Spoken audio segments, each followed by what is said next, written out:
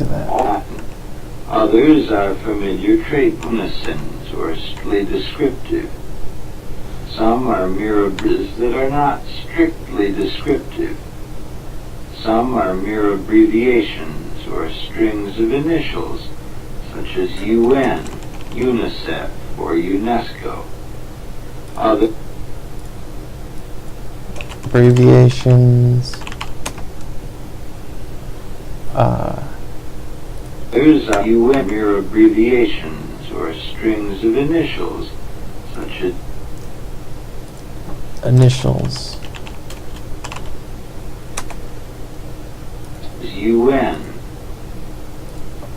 UN. Is it U.N? UNICEF or UNESCO. UNICEF. UNESCO. He's thinking in U's. He's in the UN. Okay, so this is an alphabetical list.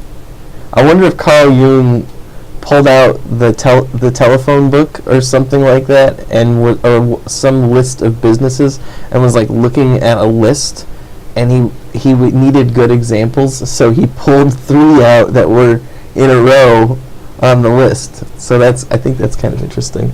That's what I'm gathering from what just happened here. That's a nuance you might not get if you weren't like paying this close attention to what he's saying. So okay, so he's going into examples of abbreviations / initials. Really, like that. Okay. Others are familiar trademarks. Let's separate the that. Names of patent medicines. Trademarks.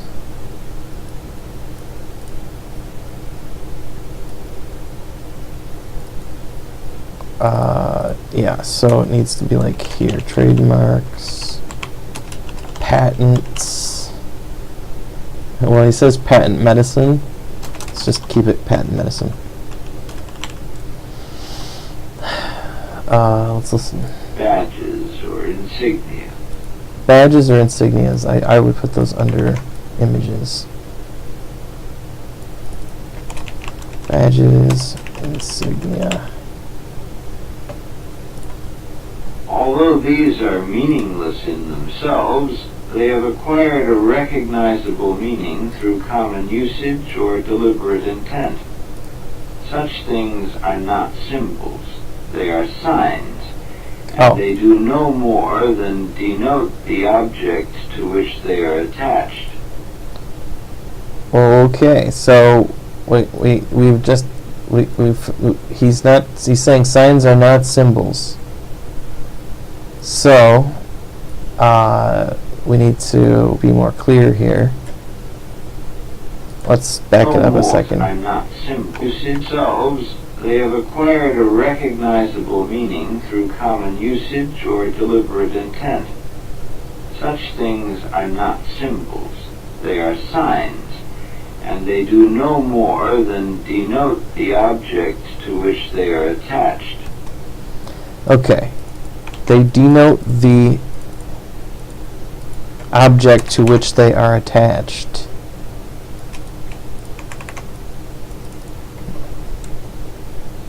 Denote the object to which they are attached. Okay, alright. I'm getting that. So, there's nothing abstract about signs. Well, it's not necessarily, not that there's not anything abstract, I guess, but there's no underlying meaning. You're trying to represent something with this abbreviation or trademark or symbol or whatever. You're using a sign to make that distinction. But it's not a symbol, he says.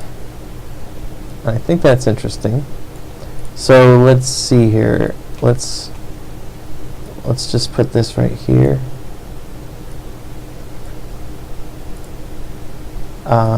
And let's keep going. I think symbols, so, well, let's see what he has to say about what symbols are. What we call a symbol is a term, a name, or even a picture that may be familiar in daily life. Alright, okay. Let's go back. What we call a symbol is a term, a name, or even a picture. Term, name, or picture.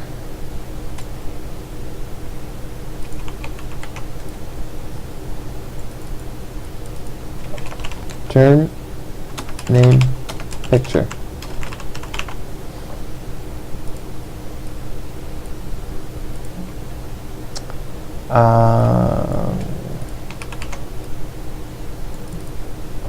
Something from daily life.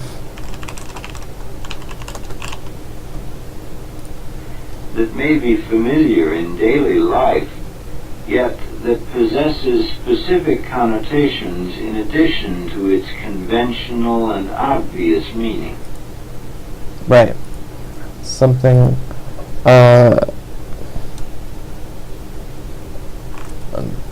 that conveys more than its obvious meaning.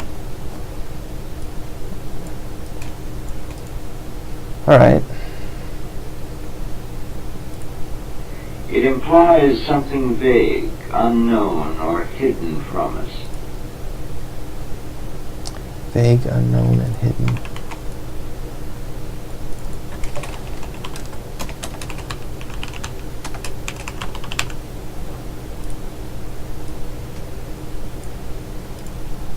Many Cretan monuments, for instance, are marked with the design of the double adze. This is an object that we know, but we do not know its symbolic implications. Okay, I figured out what Jung is talking about here, and I'm sharing it here in the window. Hopefully this will help clear things up. So I'm going to start from where we left off. Cretan monument, unknown, specific connotations in addition to its conventional and obvious meaning. It implies something vague, unknown, or hidden from us. Many Cretan monuments, for instance, are marked with the design of the double adze. Alright, so the Cretan double adze. This is what the Cretan double adze looks like.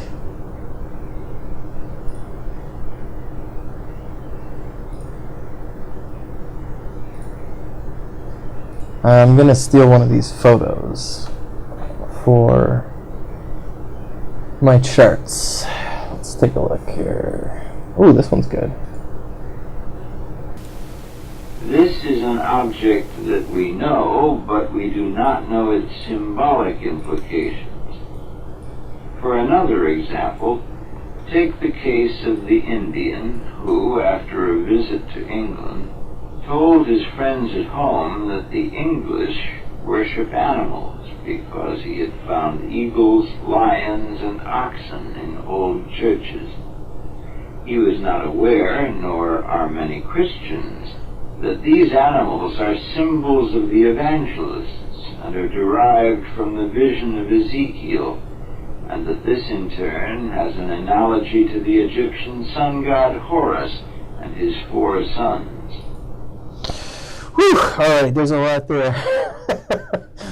Oh boy. Alright, well, I think that's where we're going to leave it for now, and we'll pick it up in the next episode. Thanks very much for hanging out, and I think in the next one we're going to be looking at pictures of all different kinds of animals. We're going to be looking at the vision of Ezekiel, the sun god Horus.